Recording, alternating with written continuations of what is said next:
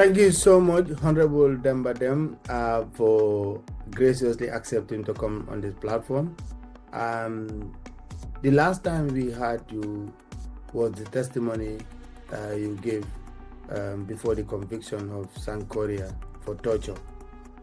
Now, as from your base in the Netherlands, there is a lot of talk about the return of Yahya Jammeh, and some people are even linking him to the fact that he may bounce back as a president because there is so much demand for him.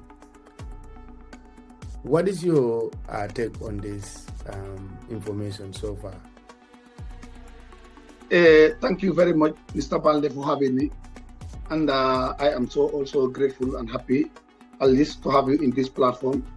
Yes, I also heard of those kind of information. But Mr. Balde, I think those who are making those murmuring, I think they don't know what is happening or what is facing Yahya Jammeh or what Yahya Jammeh is facing. Yahya Jammeh returning to the Gambia as a president or wanted to be the president. I don't think whether that would be possible again, unless and until he is clear of all these accusations that are leveled against him and the junglers. Yes. So you came to the U.S. some weeks back, or some months back, relating to the case which the U.S. government was pursuing against Correa, accused or guilty of torture. Now it's just left with the sentencing, which will take place later this month. How do you see your reconnection with the likes of Ali Job, Tamsil Jassy, and others? The fact that you were all convicted, we were all taken to mile two together. Yeah, thank you, Mr. Balde, again. Point of correction. Yes, for myself, I was not convicted. I was detained. Then after the court verdict, I was acquitted and discharged. As a result, I was not convicted. Yes, I was detained during our trial. So after the trial, during the judgment, then I was acquitted and discharged. So therefore, for myself, I was not definitely convicted. And having connection with Tamsil Jassy, Ali Job, and the others is normal. Normal. Anybody can associate with yourself. Anybody you feel like working with or moving with or having friends with. Yes, the Ali Job was a normal friend. He's a friend. So me moving with him, I cannot dictate what Ali Job should do or what he should not do. Yes. So I don't think whether that is anything or I have committed any crime of moving with Ali Job or having Ali Job as a friend. I don't think whether that was a crime to me. No, I mean your reconnection here in the U.S. in the courtroom for you to give evidence. That's what I mean. Oh, that was a dream come true. That was definitely a dream come true because we never thought of such a day will at least happen again until we face one of our accused who was Michael Correa, who was by then dealing with us when we were under his captive. So for us again seeing each other in the same courtroom, definitely that was a miracle, I can say. Yes. So how was it like for you to discover that your torturer or some of your torturers justice have been delivered, on the allegations that were made against them? How did you feel? Yeah, I feel excited. I feel so happy, and I was also so grateful, especially to the U.S. government and all the lawyers and all other organizations that were concerned through the process. So definitely, I was so excited. I was so happy seeing my abuser was also convicted by a very competent court of law in a foreign land. So I think that was an eye-opener to others also. You are in the Netherlands. After your torture in the Gambia, I understand through your testimony at the TRRC, you went through a difficult moment. You even had health-related problems. Have you managed to heal? Yes, you are right. Yes, definitely. I was going through some health issues, But then, thank God, yeah, it was a kidney issues, and I was at least I was donated kidney here. So as a result, I went on the kidney transplant, and everything is okay with me now. Yeah. Let's look at your time at the National Assembly. You were arrested, detained, and later you went to court and then you were acquitted and discharged.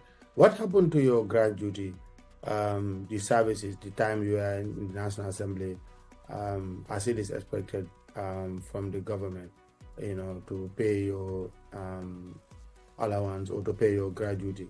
Was that paid to you? Yeah, thank you, Mr. Balde, for that brilliant question. Ibrahim, as we speak until now, nothing have been given to me and I have received nothing. And I have served the whole of my term, I can say, because since my arrest until now, before I was arrested, I was left with 7 months to complete my term in Parliament. Yeah, so they were owing me 7 months salary arrears with my gratuity and everything. Then I was arrested. During my arrest, yes, my detention, it went for 1 year, 3 months. I was discharged, acquitted and discharged. And until now, I have not received my gratuity. My salary arrears were not paid to me. And all those who were convicted by the court were all rewarded. The number of years they were in prison and also returned to their respective position, and some of them were promoted to higher ranks. But for me, until we speak as of now, I have not been given anything and I have not received nothing as we speak. So how are you pursuing this claim? Anyway, as I'm speaking to you now, I have written to the government again through the National Assembly to look into my affairs. What can they do for me? Because I think it's an entitlement for me. It's something that I am entitled for. So therefore, that's why I have at least written to them and reminded them that there is still now some areas I was owed by the Parliament. And this money, I can say, it's not for me. It's for my constituency because they were the people who sent me as a representative. Though I don't need the money, but the money is for the constituency. Giving the money, I'll give them the money to the constituency because it's something that I am owing to them.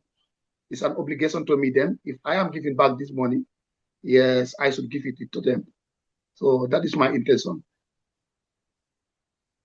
After the TRRC, what were your expectations? By now, you would have expected the recommendation of the TRRC would have been implemented. What is your take on that so far? Yeah, Mr. Balde, the space is very slow. I can say, yes, there is progress going on. Yes, commissioners have been sworn in and everything now is in place. But then the way things are moving definitely is very slow. And if you imagine some of these victims, most of them are dying.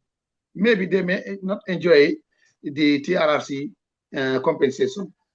Some of them are very, very sick. Yes, very ill. So they would need that money also to go and cure themselves. So if things are not speed up, I don't think whether some of them may benefit from that aspect of the TRRC compensation.